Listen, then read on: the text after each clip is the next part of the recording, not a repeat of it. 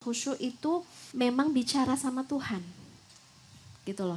Jadi kita bukan kayak baca mantra Om silahung genggong habra kadabra, enggak gitu say. Kita lagi bicara sama Tuhan. Ketika misalnya kita membaca Alhamdulillahi Rabbil Alamin.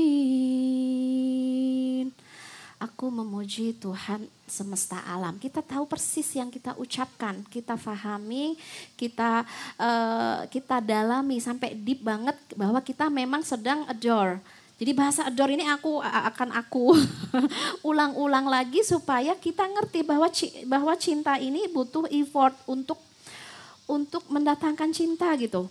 Jadi ketika kita alhamdulillahirabbil alamin cuman hanya mantra doang itu nggak akan pernah bisa menutrisi jiwa kita, never. Secara syariat udah gugur kewajiban, yes selesai. Tapi gimana apakah berjiwamu say setelah sholat misalnya? Apakah kamu lebih nyaman? Apakah kamu jumpa sama Allah?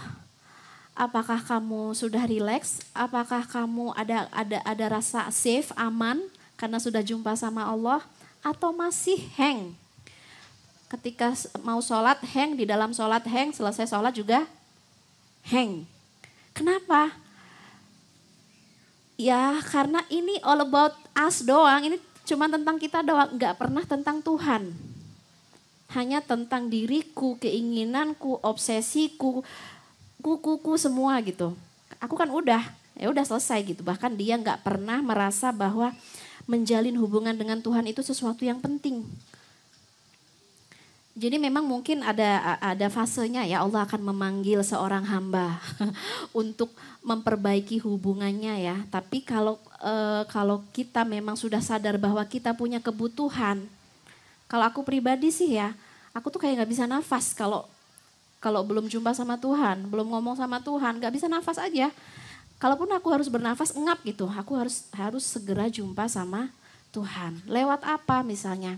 Lewat sholat tadi baca Alhamdulillahirabbil alamin Ar-Rahmanir-Rahim. Aku berjumpa dengan Ar-Rahman Ar-Rahim. Kamu boleh meskipun mulut kamu bilang Ar-Rahman Ar-Rahim, di dalam hati kamu bisa interpretasi apapun. Artinya kalau aku misalnya kalau aku jadi makmum, aku dengarkan imam kan, imamnya bilang Ar-Rahmanir-Rahim. Karena aku kan orang yang gak suka kalau sama manusia di circle aku disebutnya pendiam. Bahkan di keluarga aku banyak mendengar, gak banyak ngomong ya. Tapi kalau di dalam sholat, asa banyak ngomong gitu rasanya. Ngomong sama Tuhan, ngomongnya gimana? Misalnya imamnya tadi bilang, Ar-Rahmanir-Rahim. Aku bilang apa coba? Aku terima Engkau, ya Tuhan, sebagai zat Ar-Rahman Ar-Rahim. Udah, aku terima. Ar-Rahmanir-Rahim. Maliki yaumiddin. Aku terima Engkau sebagai raja, penguasa yaumuddin, dan aku akan persiapkan. Jadi memang harus ada interaksi sama Tuhan. Kalau enggak, ya sudah, kita enggak akan pernah tahu gimana nikmatnya khusyuk. Iyyaka na'budu wa iyyaka nasta'in. Lihat Allah, memang begitu. Aku enggak pernah menyembah, aku nggak pernah meminta tolong kecuali kepada Engkau. Lihat aja Allah, kau lihat gitu. Maksudnya kita pengen ngomong gitu. Ihdinas siratal mustaqim. Aku butuh lagi hidayahmu. Jadi dari setiap doa-doa yang kita panjatkan, itu kita harus terus bergerak supaya kita aktif di dalam percintaan. Memang di dalam percintaan itu kita harus aktif. Kalau kita pasif doang itu namanya disconnection, gak ada hubungan. Tapi kalau kita aktif maka jaringannya akan sangat bagus. Ya, jadi fahami semua yang kita baca. Subhana rabbiyal a'la. Allah Engkau maha luhur, Engkau maha tinggi. Yang dari aku rendah, yang dari aku hina, pikiranku saat ini. Ya kadang-kadang kan kita punya pikiran yang gak sehat ya. Pikiranku, emosiku atau apa ini udah gak bener bantu aku untuk menjadi luhur karena aku penyembah zat yang luhur. Ini fungsinya kita bicara sama Allah. Allah, engkau zat yang maha luhur, maka bantu aku menjadi manusia luhur. Luhur apanya? Luhur pikirannya, luhur lisannya, luhur akhlaknya. Kita butuh keluhuran. Kalau kita tidak mengenal zat yang maha luhur, kita akan hina, bahkan lebih hina dari hewan. Dan itu bisa terjadi. Tanpa pertolongan zat yang maha luhur, kita nyungsep ke dalam bencana terendah ya. Naudzubillah min dzalik. Maka kita nyebut subhana rabbiyal a'la itu jangan a'la sebenarnya udah gak pernah ketemu sama zat yang maha luhur. Rabbil firli warhamni wajburni. Terutama kalau teman-teman misalnya sholat sendirian itu jauh lebih bisa disetting ya pembicaraan kita. Itu irfirli, irhamni, wajburni, irfani, urzukni, ihdini, afini, wa'afuani. Begitu banyak kebutuhan kita kepada Tuhan kita. Banyak banget ampunan, rahmat, afiah, rezeki, hidayah. Kita pinta sehingga ketika kita selesai sholat, kita itu full karena sudah benar-benar paham yang kita pinta. Dan memang kita punya keyakinan optimisme ya. Kita optimis bahwa Allah kasih dan assalamualaikum kita ready menjadi muslimah yang dengan best version kita. Dengan versi terbaik kita. Makanya kalau misalnya assalamualaikum otak tetap hang. Pikiran masih hang juga, segala masih hang. Yuk ulangi lagi sholatnya. Supaya Allah bantu kita gitu. Barakallah fiik. Masya Allah, berarti selain paham bacaan sholatnya, balik lagi dari ma'rifatullah dulu ya Mi. Ma'rifatullah melahirkan jadi adore sama Allah gitu ya, menjadikan Allah sebagai idol yang kita sembah, bukan cuma kita suka. Dari situ jadi bisa muncul interaksi, kita betah berlama-lama interaksi dengan Allah, mungkin seperti itu ya Mi. Kalau aku pernah dengar juga ini Mi, katanya boleh bayangin kalau kita duduk di antara dua sujud, itu bayangin katanya Allah tuh kayak sambil ngerangkul kita. Terus kalau sujud bayangin Allah tuh sambil kayak ngusap kepala kita. Kalau gitu masih boleh gitu gak sih Mi? Imajinasi kayak gitu ya. Kalau aku sih gak ada bayangan begitu. Aku fokus dengan apa yang aku baca. Contohnya nih, makanya teman-teman please harus punya banyak koleksi cici-ciwit.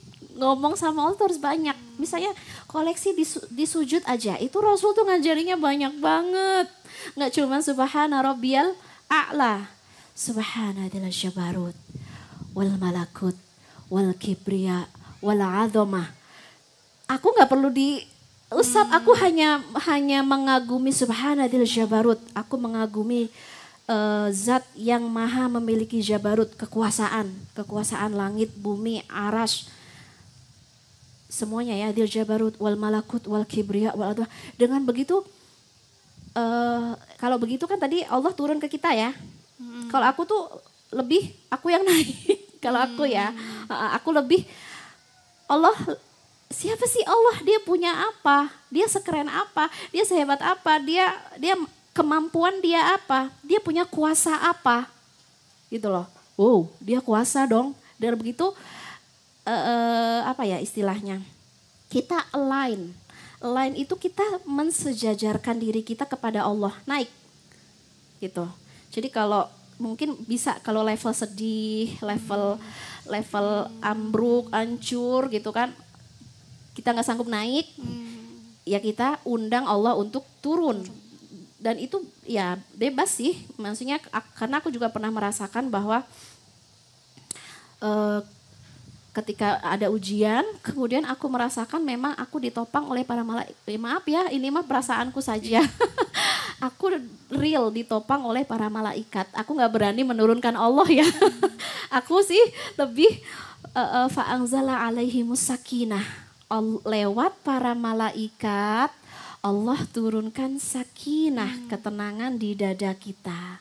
Gitu. Dan aku ngerasa my house full of angel.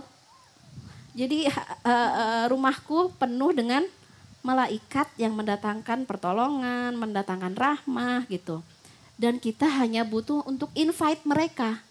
Kalau malaikat boleh ya kita turunkan, tapi kalau Allah membelai kita, saya kurang tahu, jadi saya nggak bisa ngasih jawaban. Tapi kalau pengalaman aku pribadi, cukup aku mengetahui keagungan Allah, maka sifat agung itu datang. Cukup aku mengetahui kuasa Allah, maka kuasa itu datang padaku. Cukup aku mengetahui kekuatan Allah, maka kekuatan itu datang padaku. Dan that's enough sih, gitu. Berarti membayangkan Allah mengirimkan malaikatnya untuk menolong kita Ya, gitu bisa. ya. Tapi memang pada intinya kita harus align. Align itu mensejajarkan diri kita. Jadi makanya disebutnya kan as-sirat al-mustaqim, jalan yang lurus menuju kepada Allah. Ternyata pas kita lagi nggak lurus, ya nggak lurus, nggak gini gitu. Nah, gimana? Dan ketika kita gini, sulit pertolongan itu datang. Karena kita nggak align, nggak sejajar say. Kalau mau pertolongan itu datang, luruskan lagi. Arti lurus ini sebenarnya mudah, hanya fokus aja sama Allah dulu, nggak perlu yang gimana-gimana gitu. Yang penting mengingat Allah, meminta pertolongan Allah, maka kamu sudah align, sudah sejajar, sudah layak ngedapetin pertolongan Allah. Semudah itu sih sebenarnya. Masya Allah, berarti harus memahami ya. Dan menambah diksi atau vocab kita untuk banyak ngobrol lagi sama Allah gitu ya. Makanya aku tadi bilang, please teman-teman di di searching ya doa-doa sujud yang diajarkan oleh Rasul seperti tadi ya, Subhanadil Jabarut wal Malakut wal Kibriya wal Adhamah, atau misalnya Allahumma ja'alli nuron, Allahumma inni as'aluka nuron, itu ya gimana sih? Yang tentang cahaya tuh loh. Yang aku meminta cahaya untuk coba yang hafal depannya aja.